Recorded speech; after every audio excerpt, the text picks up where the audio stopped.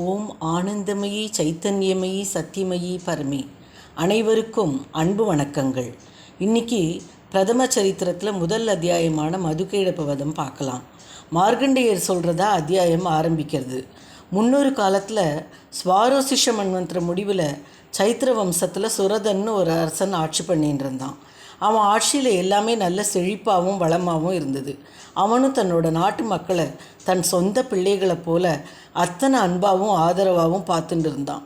ஆனால் என்ன கஷ்ட நேரமோ அவனுக்கு கோலா வம்சிகள்ங்கிற எதிரிக்கிட்ட போரில் தோற்று தனது ராஜ்யத்தை இழந்து வலிமையான எதிரிகள் அவனுடைய கோட்டையை, அமைச்சர்களை, வேலையாட்களைன்னு எல்லாத்தையும் தங்கள் வசம் எடுத்துக்கிறாங்க.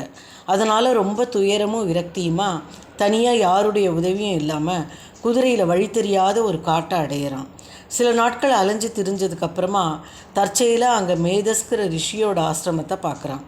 அந்த இடம் ரொம்ப அழகானதாக மனசுக்கு எதமாக இருந்ததுனால அங்கேயே சில காலத்துக்கு இருந்துட்டு வரான்.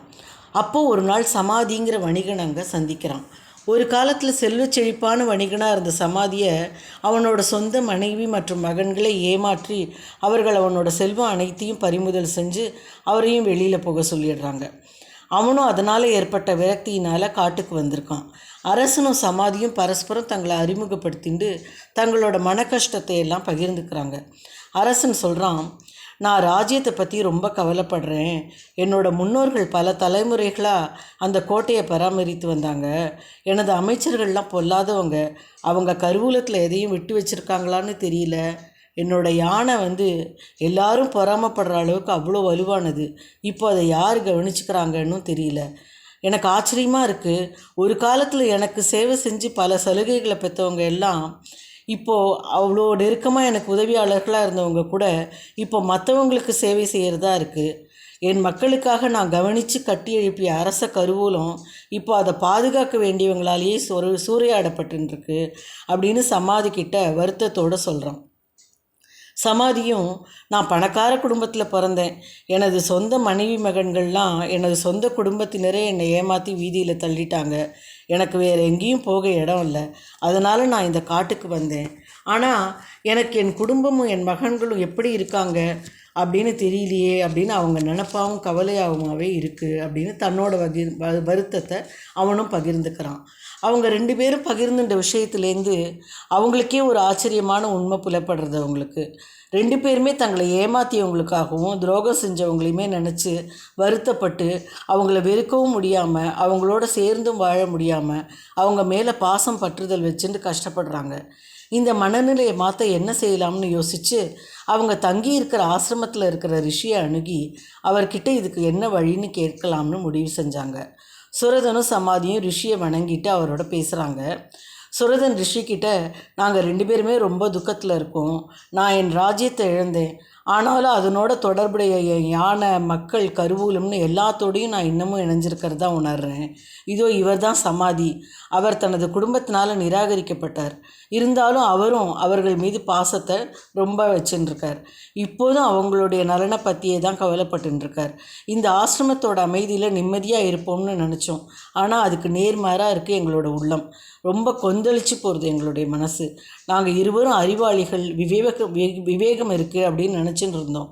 ஆனால் எங்களுக்கு இந்த மயக்கம் எப்படி ஏற்பட்டது? அறிவிலிகளாக நாங்கள் இருக்கிறதுக்கு என்ன காரணம்? தயவு செஞ்சு எங்களுக்கு உதவுங்க, வழிகாட்டுங்க அப்படின்னு கேட்குறார்.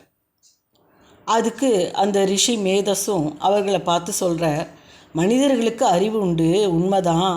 ஆனால் அவங்களுக்கு மட்டும் இல்லை, அனைத்து பிராணிகளுக்கும் ஒலி முதலிய விஷயங்களை அறிவு இருக்கிறது. ஆனால் அந்த விஷய ஞானமும் அவைகளிடத்தில் ஒவ்வொன்றத்துலேயும் வெவ்வேறாக இருக்குது. சில பிராணிகள் பகலில் குருடு, சில இரவில் குருடு. சில பிராணிகளுக்கு பகல் இரவு இரண்டிலும் கண் தெரியும். பசு, பறவை, மிருகங்களுக்கு அறிவுண்டு. பார்க்கும் திறன், கேட்கும் திறன், வாசனை, சுவை, தொடு உணர்வு, இந்த மாதிரி புலனுணர்வு எல்லாமே மனிதர்களுக்கும் இருக்குது, பசு பட்சி மிருகங்களுக்கும் இருக்குது. எல்லாமே மனிதர்களுக்கும் விலங்குகளுக்கும் இணையாகவே உள்ளது. தான் பசியுடன் இருந்தாலும் பட்சிகள் கூட தன் குஞ்சுகளுக்கு குஞ்சுகள் மேலே இருக்கிற மோகத்தால் தன் குஞ்சுகளுக்கு இறைய கொடுப்பதை பார்க்குறோம். மனிதர்களும் அப்படித்தான். தனது மனைவி, புத்திரர்களிடம் மிகுந்த அபிமானம் உடையவர்கள். ஆனால் மனிதன் செய்கிற உபகாரத்திற்கு பிரதிபகாரம் கிடைக்கும்னு ஒரு எதிர்பார்ப்பு அவனிடம் இருக்குது. அதனால தான் மமதைங்கிற மோக மடுவில் அவன் வீழ்த்தப்படுறான். ஆனால் இதுக்கு ஆச்சரியப்பட வேண்டியதில்லை. ஏன்னா இந்த பிரபஞ்சத்தின் இருப்பிற்கு காரணமான மகாமாயையின் மகிமையால் தான் இதெல்லாம் நிகழறது. அந்த மகாமாயை தான் ஹரியனுடைய யோக நித்திரை ஆகிறாள். அவளால் தான் இந்த உலகம் மயக்கப்படுறது. அவளால் தான் அசைவதும் அசையாததுமான உலகம் சிருஷ்டிக்கப்படுகிறது. அவளே தான் சம்சார தலைகளுக்கெல்லாம் காரணமாக இருப்பவள் அப்படின்னு சொல்கிறார். இதை கேட்ட அரசன், அந்த மகாமாயையான தேவியை பற்றி மேலும் சொல்லுங்கள், அவள் எப்படி உருவானாள், அவள் எப்படிப்பட்டவள், அவளை பற்றி மேலும் சொல்லுங்களேன்னு ரிஷியிடம் கேட்கிறான். ரிஷி மேதஸ் 3 கதைகளை விவரிக்க ஆரம்பிக்கிறார்.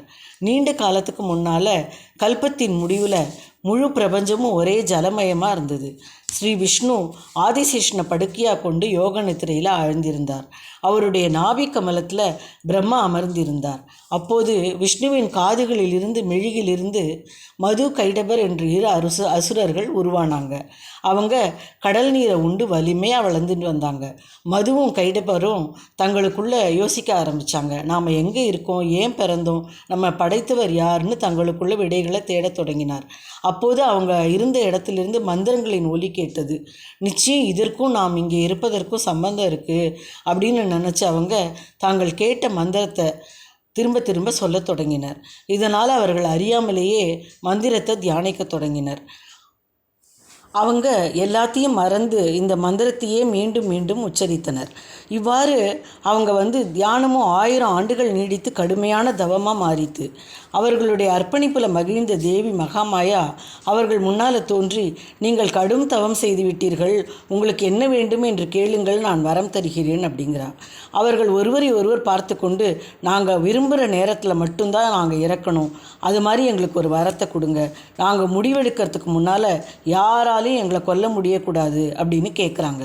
தேவி மகாமாயாவும், நீங்கள் இப்போது 1000 மடங்கு வலிமையானவர்களாக இருப்பீர்கள், நீங்கள் இறக்கும் நேரத்தை நீங்கள் மட்டுமே முடிவு செய்வீர்கள், அதற்கு முன் எந்த தேவர்களும் அல்லது அசுரர்களும் உங்களை கொல்ல முடியாது அப்படின்னு வரமளிக்கிறாங்க. மது கைடபர்கள் இப்போது ரொம்ப சக்தியாக வாய்ந்தவர்களாக மாறிட்டாங்க. அதிகாரத்தோட ஆணவமும் வந்தது. விஷ்ணுவின் நாபிக்கமலத்தில் வீற்றிருக்கும் பிரம்மனை இப்போ தான் அவங்க பார்க்குறாங்க.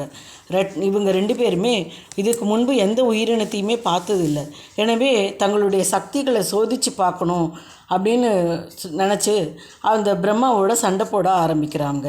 அவங்க இருவரும் தேவி மகாமாயிடம் வரம் பெற்றவர்கள் அப்படின்னு பிரம்மாவுக்கு தெரிஞ்சு தன்னால் இவங்களை உண்மையை எதிர்த்து சண்டையிட முடியாது அப்படின்னு நினச்சி யோக நித்திரையில் இருந்து வீழ்ச்சி எழுந்து விஷ்ணுவும் அந்த அசுரர்களோட சண்டையிட்டு அழிக்கணும் அப்படின்னு நித்ரா தேவிக்கு பிரார்த்தனை பண்ணுறார் பிரம்மா.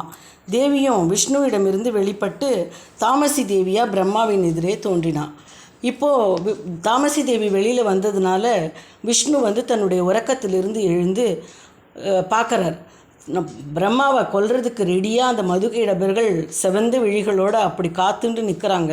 மகாவிஷ்ணு அவர்களோட 5000 ஆண்டுகள் தன்னுடைய புஜங்களையே ஆயுதங்களாக கொண்டு போர் புரிகிறார்.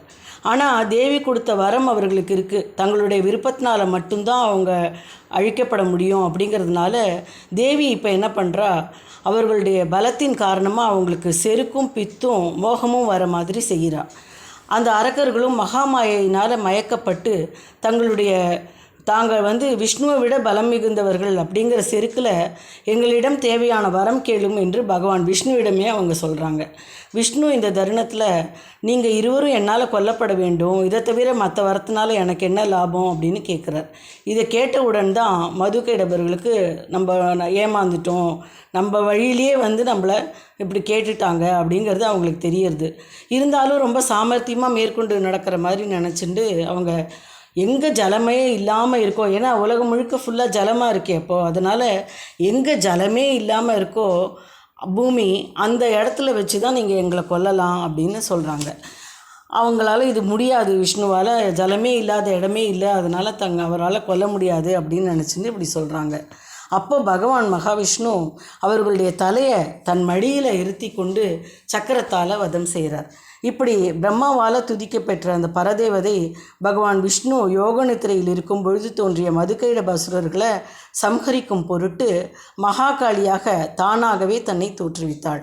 இந்த தேவியினுடைய பெருமையை உங்களுக்கு மேலே சொல்கிறேன் அப்படின்னு சொல்லி ரிஷி இந்த கதையை முடிக்கிறார்.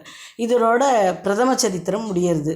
இது ஒரு வரலாறு போல் மேலெழுந்த வாரியாக தோன்றினாலும் சூட்சுமமான தத்துவங்களை கொண்டுள்ளது. என்னன்னா, நம்முடைய எல்லா செயல்களுமே முக்குணங்களின், அதாவது சத்துவ ரஜோ தாமச குணங்களின் சேர்க்கையால் தான் நடக்கிறது. அதில் தாமச ரஜோ குணங்கள் மேலோங்கித்துன்னா நமக்கும் துன்பம், நம்ம சுற்றி இருக்கிறவங்களுக்கும் துன்பம் தான். இந்த கதையிலையும் பார்த்தா மதுங்கிற தமசும் கைடபருங்கிற ரஜஸும் சத்துவமான புத்தியாகவும் மனசாகவும் இருக்கிற பிரம்மாவோடையும் விஷ்ணுவோடையும் சண்டை போடுறாங்க. சக்திங்கிற அந்த மகாகாளியினால் அவை சம்ஹரிக்கப்பட்டு துன்பம் விலக்கப்படுறது. இந்த பிரதம சரித்திரத்தின் தியான ஸ்லோகத்தின் அர்த்தத்தோடு இன்றைய பதிவு முடிக்கிறேன். பகவான் விஷ்ணு யோக நித்திரையில் இருக்கும் பொழுது தோன்றிய மதுகைடப அசுரர்களை சம்ஹரிக்கும் பொருட்டு தாமரை பூவில் உதித்த பிரம்மதேவர் எந்த தேவியை துதித்தாரோ அந்த மகாகாளியை சேவிக்கின்றேன். அவள் தனது 10 கைகளில் வாள், சக்கரம், கதை, பானம், வில், பரிகம், சூலம், புசுண்டி, தலை, சங்கம் இவற்றை தரித்து சர்வாங்க பூஷிதையாய் நீலமணிக்கு ஒப்பான காந்தியுடனும் 3 கண்களுடனும் 10 முகங்களுடனும் 10 கால்களுடனும் விளங்குகின்றாள். அவளை போற்றி வணங்குவோம். மேலும் பார்ப்போம்.